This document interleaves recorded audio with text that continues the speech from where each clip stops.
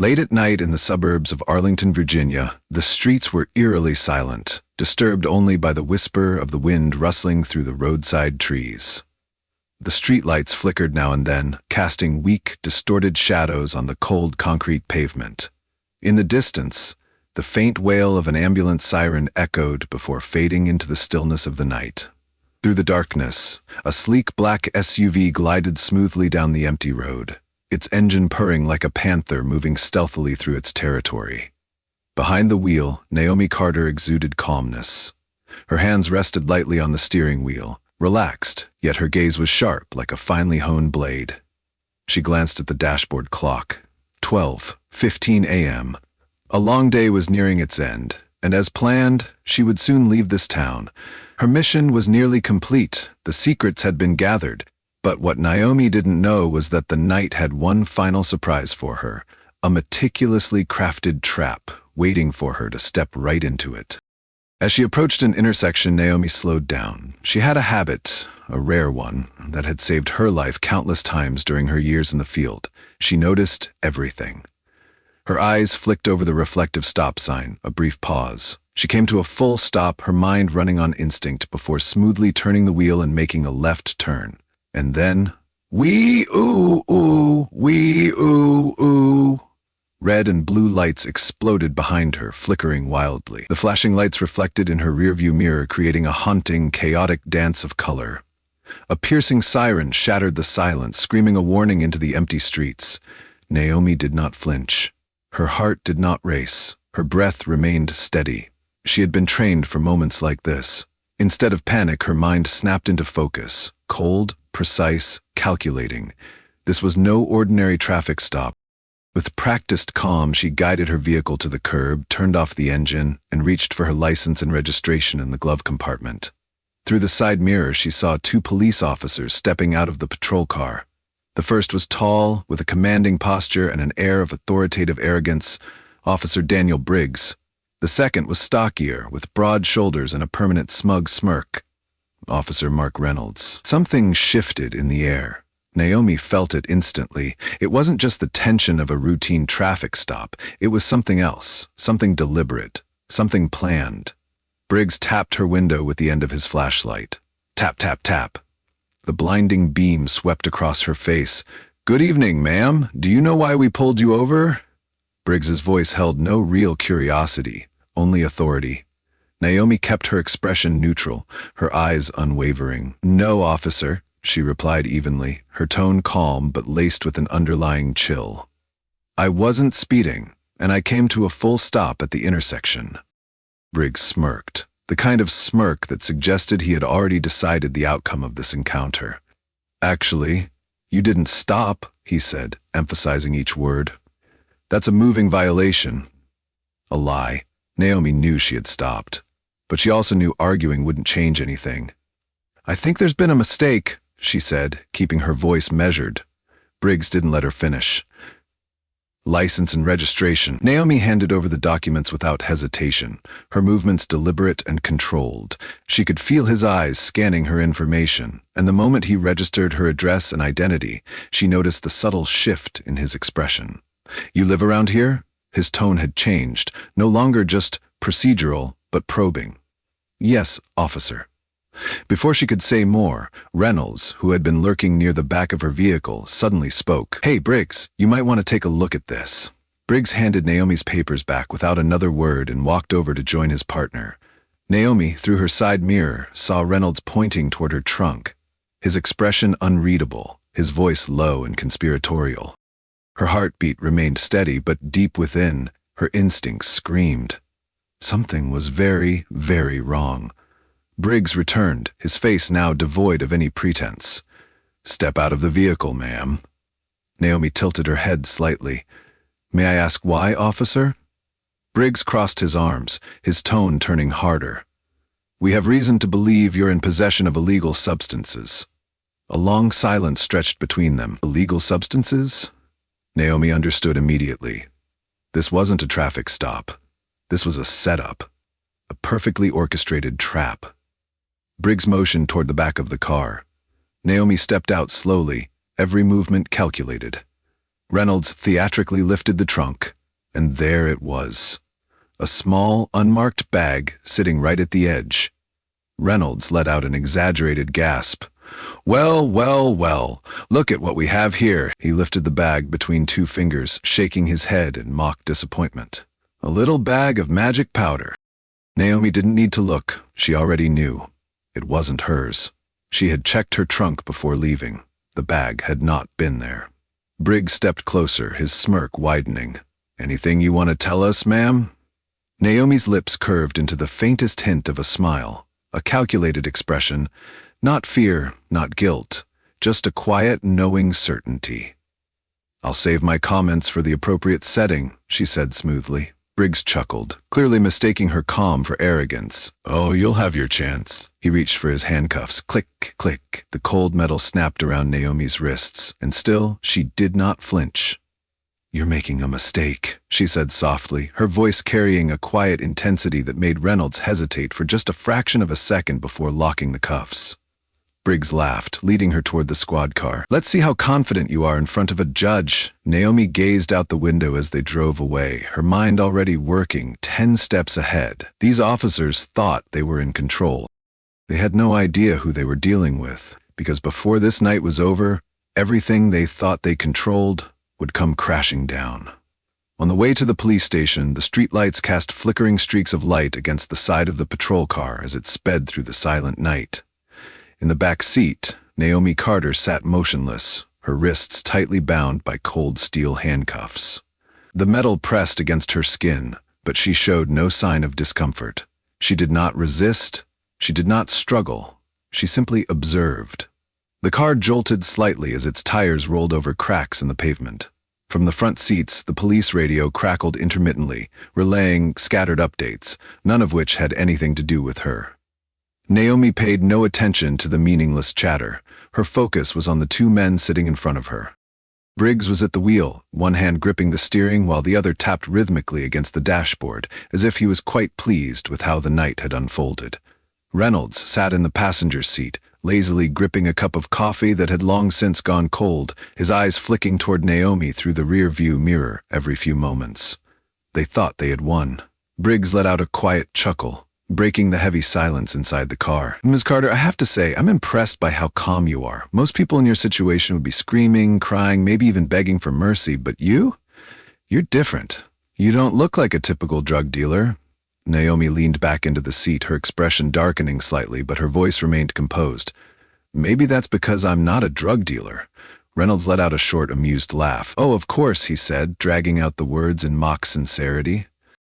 "Because people always admit to their crimes, right?" Naomi didn't respond. She didn't need to explain herself to them.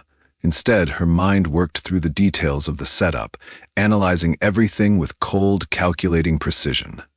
They were too confident. That meant this wasn't the first time they had done something like this. The erasure of traffic camera footage, that had to be an inside job. They weren't acting alone. And money wasn't their motive. They weren't after a bribe. They wanted to silence her. But why? As the thoughts raced through her mind, Naomi became aware that Reynolds was still watching her through the rearview mirror. He was waiting for a reaction. He wanted to see fear, but he would never get that from her. Naomi allowed herself a small, knowing smile. It was barely noticeable, but it was enough. Reynolds frowned. "Something funny, Miss Carter?" She tilted her head slightly, her voice soft but carrying a weight of quiet amusement. "I was just thinking, you picked the wrong person to frame." Briggs and Reynolds exchanged a brief glance. Naomi caught it instantly. For the first time that night, she saw a flicker of unease in their eyes. They didn't know who she was. They had no idea that they had just trapped someone they could never control. At the police station, the patrol car pulled into the back parking lot of the police station, its engine letting out a low growl before shutting off completely. Naomi could see the flickering neon lights of the station's old sign, casting a pale blue glow against the windshield. The door creaked open. Reynolds yanked the back door wide, his smirk still firmly in place. "Out of the car, princess." Naomi didn't rush. She moved with deliberate ease, shifting her weight before stepping out, her feet touching the cold cement. Briggs' boots crunched against the gravel as he stepped up beside her. "Let's go inside," he said, giving her a slight shove toward the entrance. Inside, the heavy stillness of a long night shift settled over the station. Weary officers sat at their desks, fingers wrapped around half-empty coffee cups, their gazes flicking toward Naomi with mild curiosity. But no one asked questions. No one ever did. This was the kind of place where things like this happened all the time. Briggs and Reynolds led her to the booking desk, where a young officer sat behind a computer screen. His brown hair was disheveled, his eyes carrying the weight of exhaustion. His fingers tapped against the keyboard as he started processing Naomi's intake. "Name?" His voice held a slight hesitation. "Naomi Carter," she answered, her gaze never leaving the old security monitors mounted on the wall. The grainy footage showed the hallways, the interrogation rooms, the holding cells. She was memorizing everything. Occupation? Naomi hesitated for just a second. She could lie, but she didn't need to. "Consultant," she said, her tone vague yet completely truthful. The young officer eyed her, suspicion flickering behind his tired expression, but he didn't press further. Briggs broke the moment of silence with a hard slap on the young officer's shoulder. "Hurry it up, Keller, we've got other things to take care of." Naomi immediately recognized the name. Jake Keller, the only one in this precinct who didn't seem entirely corrupt. As Keller continued typing, Naomi's voice dropped just slightly, calm yet weighted with meaning. "Do you handle cases like this often, Officer Keller?" Keller's hands froze for a fraction of a second. His eyes met hers. The question caught him off guard. Briggs and Reynolds let out amused snorts. "Don't pay her any mind, Keller," Reynolds chuckled, clapping the young officer on the back like an old friend. "She's just another smart-mouthed criminal." Naomi didn't blink. She only offered the smallest smile. A seed had been planted. As Reynolds snapped the cuffs back on and led her toward the holding cells, Naomi knew one thing for certain. This wasn't the end. This was just the beginning, the awakening of a rookie inside the stifling atmosphere of Arlington Police Station. The night was fading, giving way to the pale, washed-out light of early morning. The air carried the stale scent of cold coffee and damp paperwork, a reflection of the exhaustion settling over the night shift officers. But none of them realized that amidst the monotony of another routine shift, the truth was beginning to crack, and a young rookie was caught in the middle of an internal storm he could no longer ignore. Jake Turner, a newly minted officer only a few months into wearing the dark blue uniform, sat in front of a glowing computer screen, fingers lightly skimming the keyboard while his mind wrestled with unease. He couldn't shake what he had witnessed during the night shift, the arrest of Naomi Carter. From the moment she had been brought into the station, something hadn't felt right. She wasn't like other suspects he had seen. No struggling, no anger, no pleading. She was too calm, too sharp. She didn't look like a criminal. And yet, on paper, everything was airtight. So perfect it was unsettling. Traffic violation. Voluntarily allowed officers to search her vehicle. Drugs found in her trunk. Immediate arrest. Too perfect. And that's what made Jake uneasy. He stole a glance toward the holding cells. Naomi was still sitting there, poised on the cold metal bench, back straight, her expression unreadable. But she wasn't afraid. There was no trace of panic, no sign of someone who had just been caught red-handed. Jake swallowed hard. He knew there were things you weren't supposed to question inside this station. Veterans like Briggs and Reynolds never made mistakes. They knew how to keep things clean, how to write reports that fit the narrative. But there was one thing they couldn't cover up: their eyes. When Naomi had been escorted to the holding cell, Jake had caught a glimpse of Reynolds' smirk, that look of sick satisfaction, the kind of twisted enjoyment that came from seeing someone locked away. And now, one question wouldn't stop echoing in Jake's head. Did she actually commit a crime?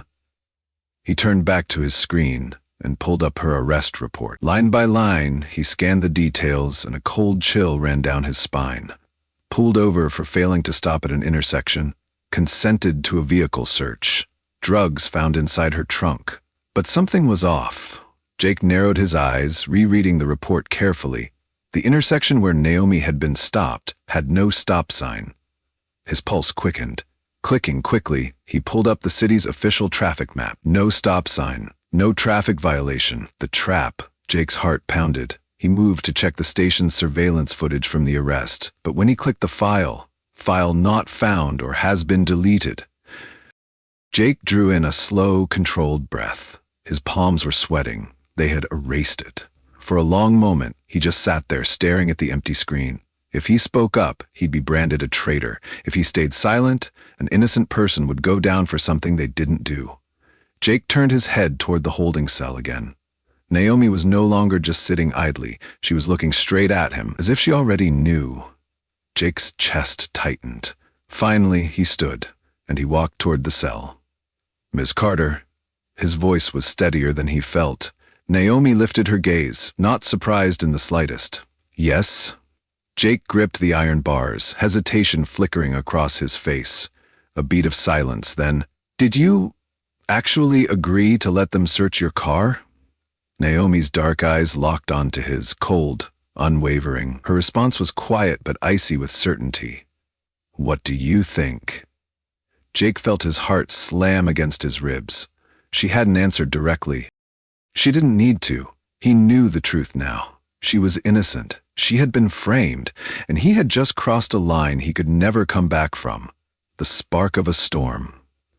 As Jake returned to his desk, his breathing came faster, more uneven. His eyes darted around the room, landing on Briggs and Reynolds, who were standing near the coffee machine, laughing casually, as if nothing had happened.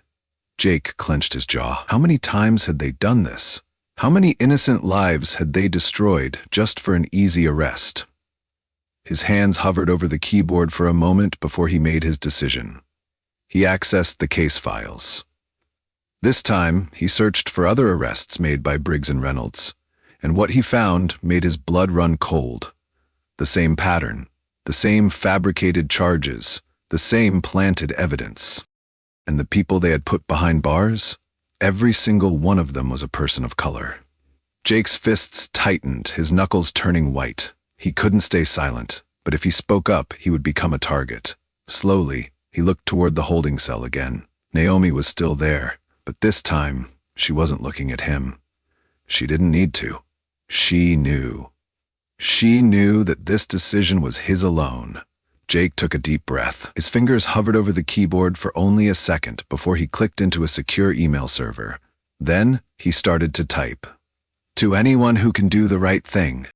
I have evidence of corruption within this department. Please help." He pressed send. The screen flickered. Jake's heart pounded against his ribs. He had just lit the match, and the storm was coming. The atmosphere inside the Arlington police station had never felt heavier. A suffocating tension pressed down on every officer in the building. No one said a word, but everyone could feel it. Something was wrong. In the holding cell, Naomi Carter sat beneath the harsh, flickering fluorescent light, casting shifting shadows on the cold concrete walls. The bars in front of her seemed more like a temporary inconvenience than a prison. She wasn't afraid. She was waiting. Anyone who had faced death before would know. The worst part wasn't the fear. It was waiting for the right moment to strike. Naomi had sent the signal.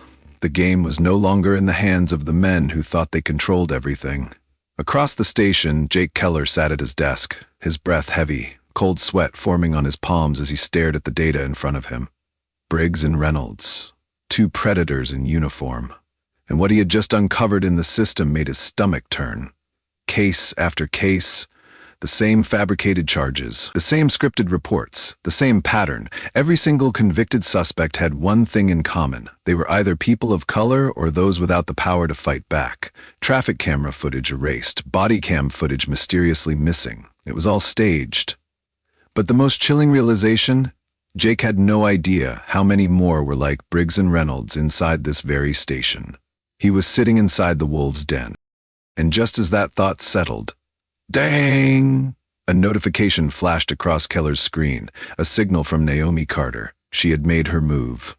Elsewhere in the station, Officer Daniel Briggs took a slow sip of his now lukewarm coffee, a smirk playing at the corners of his lips. He thought he had won. Beside him, Reynolds leaned against the counter near the coffee machine, chuckling under his breath. "She didn't react at all," he muttered smugly. "Did you see her face when we cuffed her? Not even a flicker of panic." Briggs let out a small, amused scoff, setting his coffee cup down. "Same as the others," he said confidently. They all think they can get out of it at first, but in the end, no one ever does. We covered everything." Reynolds let out a full laugh this time. "Yeah, no evidence, no crime." But then, bang, the station doors slammed open. The rhythmic thud of heavy boots against the cold tile floor echoed through the air. A wave of black suits swept into the room, their badges gleaming under the overhead lights. "FBI!" Briggs' smirk vanished. His face paled for a fraction of a second, but he recovered quickly, masking it with his usual composed arrogance. Near the entrance, Reynolds' eyes widened. The coffee cup slipped from his grip, shattering against the floor. At the front of the team stood Special Agent David Turner, a seasoned agent with sharp, calculating eyes. Without hesitation, he slammed a thick file onto the desk between them. "We need to talk." The room froze. Briggs exhaled slowly, straightening his posture as if completely unfazed. He crossed his arms, leaning against the counter. "What's this about, Agent? I don't recall having an appointment." Turner's gaze was cold and unwavering, the kind of look from a man who already knew everything. Without a word, he opened the file and laid out a series of high-resolution surveillance images showing Briggs and Reynolds planting the bag of drugs inside Naomi's trunk. Reynolds' face drained of color. Briggs took a quick glance at the photos, then shrugged, his voice eerily calm. "A couple of blurry pictures? What exactly are you trying to suggest?" Turner didn't bother responding. Another FBI agent placed a laptop on the desk, pressed play, and the room was filled with their voices. The recorded conversation played loud and clear. "Briggs, this one's too easy. Just drop the bag in her trunk and it's done." "Reynolds, you sure about this? We can't screw this one up." "Briggs, trust me, no cameras, no witnesses. She'll never get out of this." A dead silence followed. Reynolds visibly panicked, his eyes darting wildly as if searching for an escape route. Briggs's body stiffened, the smirk completely wiped from his face. Turner leaned in, voice steady. "We don't need you to confess. The evidence speaks for itself." Then, click. Turner pulled out a pair of handcuffs, yanked Briggs's arms behind his back, and snapped them shut around his wrists. Reynolds let out a desperate yell, struggling as two agents grabbed him. "You can't do this!" he shouted, his face red with rage. Briggs clenched his jaw, the veins in his neck bulging.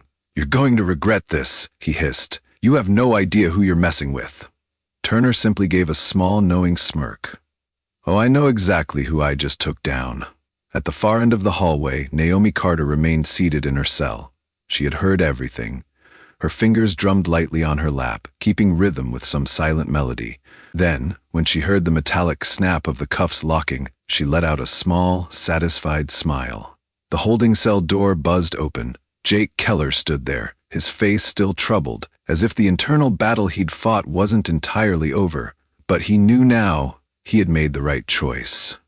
"You're free to go." Naomi rose smoothly, adjusting her collar before stepping past him. And just then, Briggs and Reynolds were being led down the hallway in cuffs.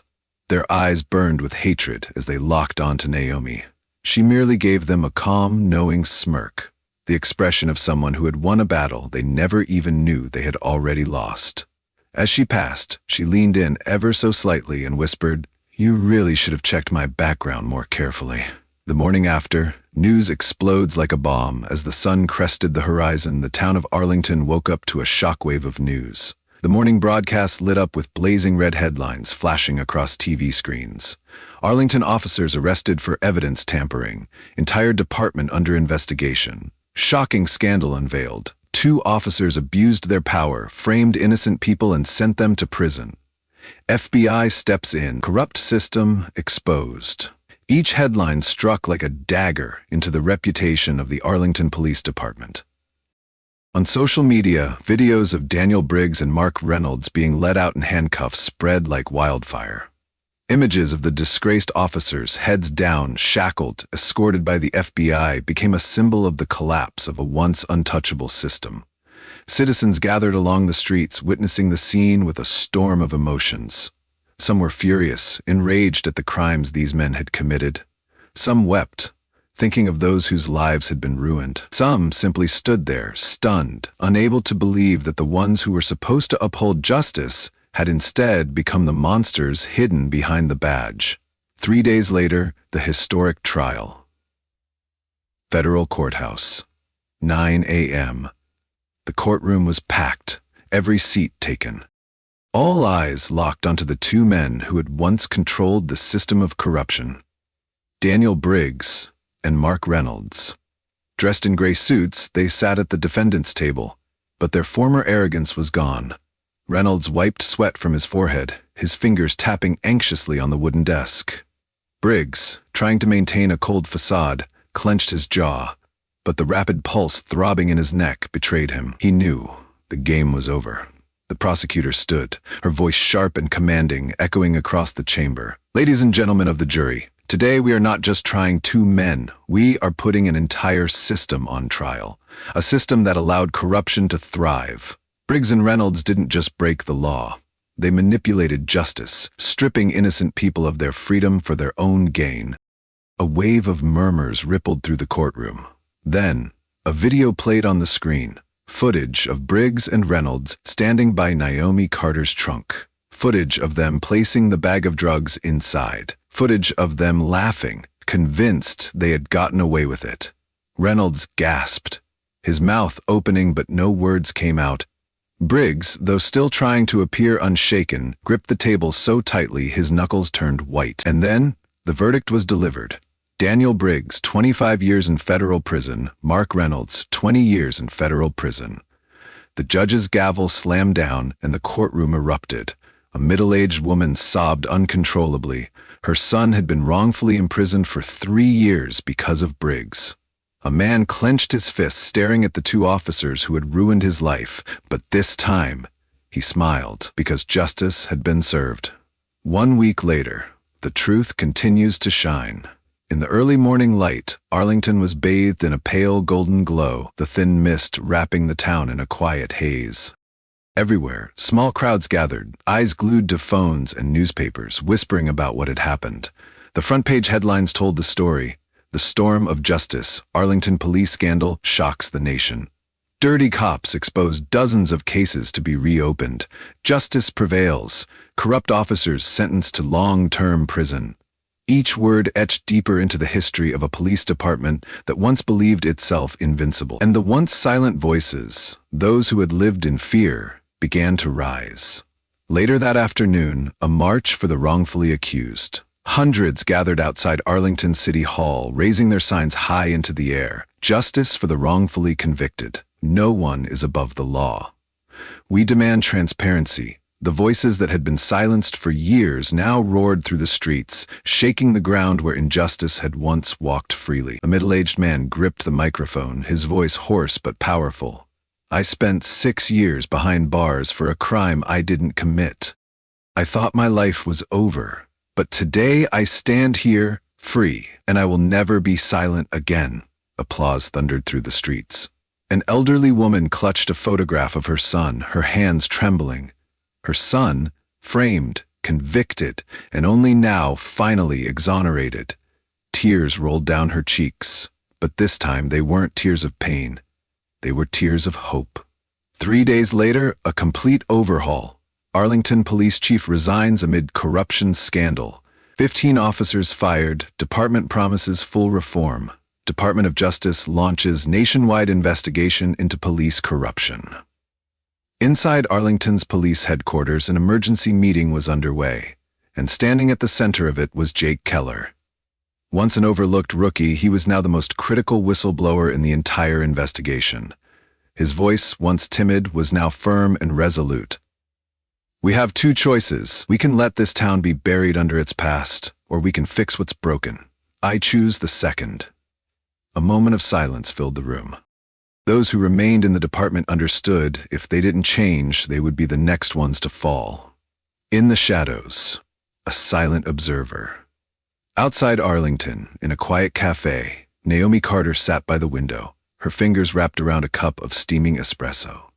On her laptop screen, news articles flooded the page, headlines chronicling the fall of a corrupt empire. Her sharp eyes scanned each word, a quiet satisfaction flickering behind them. Justice had been served. Her phone buzzed softly, unknown number. Naomi answered. "I'm listening." A familiar voice came through the line, steady and sharp. "You've completed your mission, but there are still more out there, more who need to be exposed. Are you ready? Naomi gazed out the window, watching the sunset stretch long shadows over the streets, where life continued as if nothing had ever happened. But she knew justice never came easily. It had to be taken. She took a slow sip of coffee, then smirked. Always ready. She rose, grabbing her light jacket, and stepped out into the cool evening air. Her figure melted into the crowd, vanishing as if she had never been there. But the truth was, the monsters were still out there, and no matter how long it took, the truth would always find its way into the light. Truth, justice, and the responsibility of every individual. In life, injustice and corruption are not uncommon. There will always be those who manipulate power to bend the law, sending innocent people to prison just to protect their status and interests. But no matter how long the truth is buried, it will always find its way to the surface. Naomi Carter's story is not just about a woman who dared to stand against a corrupt system. It is also about Jake Keller, a young officer who had the courage to do the right thing, even when it meant risking everything. Jake represents the internal battle that many of us face. Sometimes we see wrongdoings clearly, yet we hesitate, afraid of the consequences. He could have looked the other way, continued his life without a second thought, but he chose to take a stand, even if it meant betraying those who once stood beside him. Justice does not come naturally, it must be fought for. Without people like Naomi and Jake, evil will continue to thrive and injustice will never end. For those who have lived through life's trials and hardships, we understand the true value of truth better than anyone. Truth may come at a cost. It may bring struggle and sacrifice. But if we choose silence, we are only enabling the darkness.